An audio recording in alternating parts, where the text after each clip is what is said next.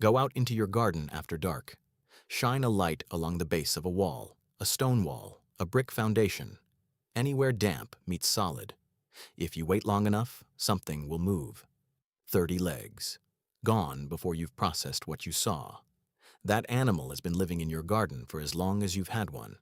And in this video, you're going to find out how it takes down prey twice its own body weight using nothing but its legs.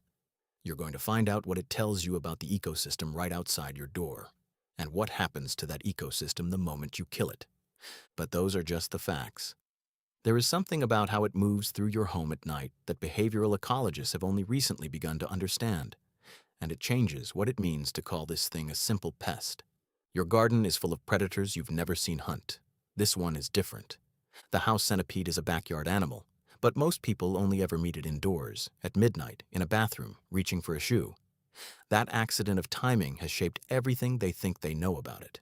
They think it's a pest. They think it doesn't belong. They think killing it is the right call.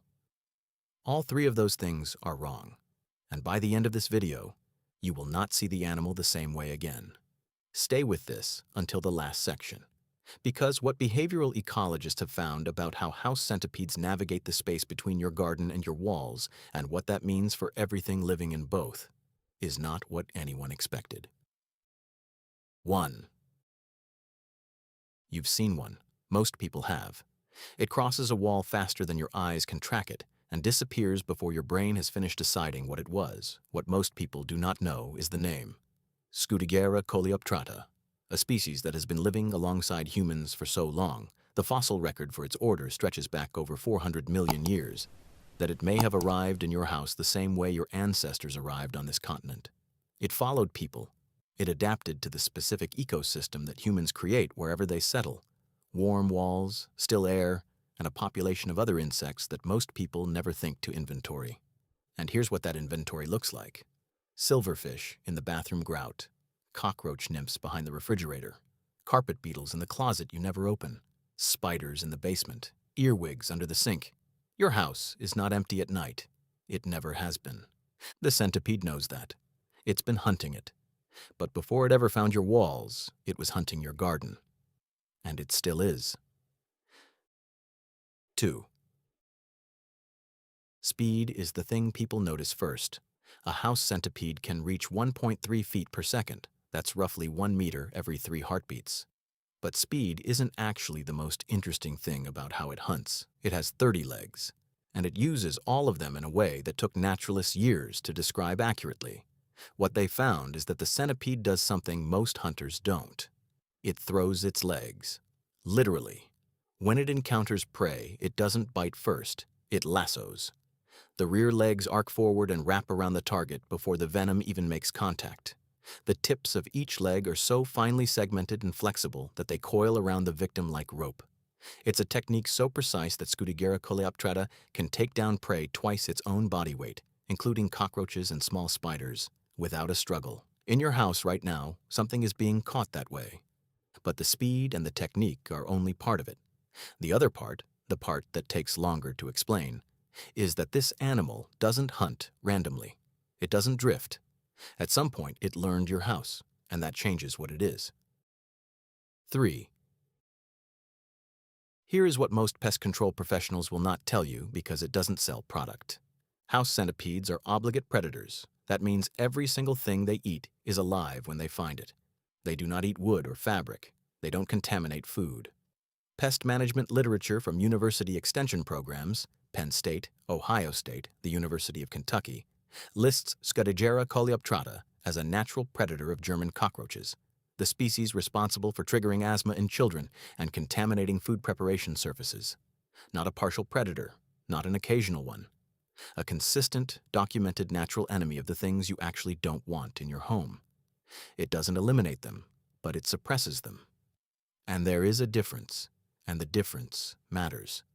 Scutigera coleoptrata hunts every night.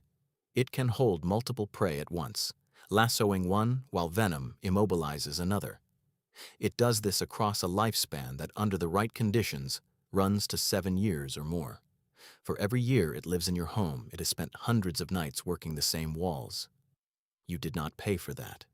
You did not spray for it. It happened in the dark while you slept, without you knowing it was happening at all. And there is one more thing the dark tells you, something most people never think to ask. 4. There is a reason you almost never find a house centipede out in the open during the day. They are moisture dependent, severely. Their exoskeleton, unlike a cockroach's, unlike a beetle's, provides almost no protection against water loss. A house centipede left in a dry environment for 6 hours will dehydrate to the point of collapse, which means the places they live tell you something important. Where there is enough moisture to keep them alive, there is also enough moisture to support everything else. The bathroom, the basement, the gap behind the washing machine, the wall cavity near the pipe that sweats in winter. The centipede is not the problem in those places. It is the indicator. It is telling you something is already there. Entomologists who study residential arthropod populations are consistent on this point. Scuttigera coleoptrata cannot survive where its prey cannot survive. It doesn't precede an infestation. It follows one. The silverfish, the cockroach nymphs, the carpet beetles. They were there first. The centipede moved in because the conditions already existed, because the food was already there. Kill the centipede. The others stay. Every single one of them. 5.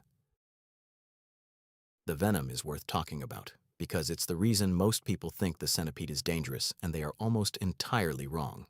Scuttigera coleoptrata does carry venom. It is delivered through modified front legs called forcipules, not through a stinger, not through a bite in the conventional sense. The venom is a neurotoxin effective against arthropod nervous systems, which are structured very differently from vertebrate ones. In the overwhelming majority of documented human contacts, the result is localized redness and mild irritation lasting less than an hour, equivalent in most cases to a bee sting. The exception, a very small number of people with documented allergies to arthropod venom. For everyone else, the danger is theoretical. The discomfort is real, but brief. And the centipede cannot deliver venom through most ordinary clothing. Its forcipules are not strong enough to penetrate denim or even thick cotton. The thing you reached for your shoe to kill was never going to hurt you. But the things it was hunting might have. 30 legs, some for catching, some for sensing, some for remembering. The way back. 6. House centipedes have compound eyes, not simple eyes, not the cluster of light-sensitive dots that most crawling things make do with. True compound eyes, the kind that detect motion across a near-full hemisphere of vision. Most insects with compound eyes need decent light to use them. Flies, bees, dragonflies, all apposition eyes, optimized for daylight, increasingly limited as the light drops. But Scuttigera coleoptrata is nocturnal, and its eyes are unusually well developed for an animal that lives in the dark. Its eyes work where theirs don't, and it uses that vision to learn. What behavioral ecologists who study arthropod movement have documented, across multiple species in controlled environments, is that nocturnal predators with well-developed sensory systems don't move randomly through familiar territory. They return. They learn which routes produce prey. They adjust. Once a capture occurs, the animal doesn't move on. It circles. It comes back. It works the same zone tighter and tighter on subsequent nights until something moves. Scuttigera coleoptrata has the sensory architecture for exactly this. Compound eyes that function in conditions where most compound-eyed insects go blind. Antennae capable of detecting chemical traces, vibrations, air movement. And a nervous system. Researchers at the Max Planck Institute in Jena have mapped its structure, more complex than anything you'd expect from an animal this size.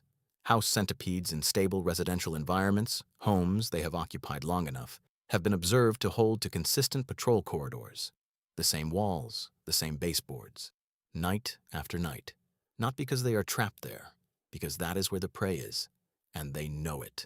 The one that ran under your baseboard tonight has been in your walls long enough to know exactly which route leads to food. It isn't lost. It isn't wandering. It is on its way somewhere specific, and whatever is waiting there doesn't know that yet.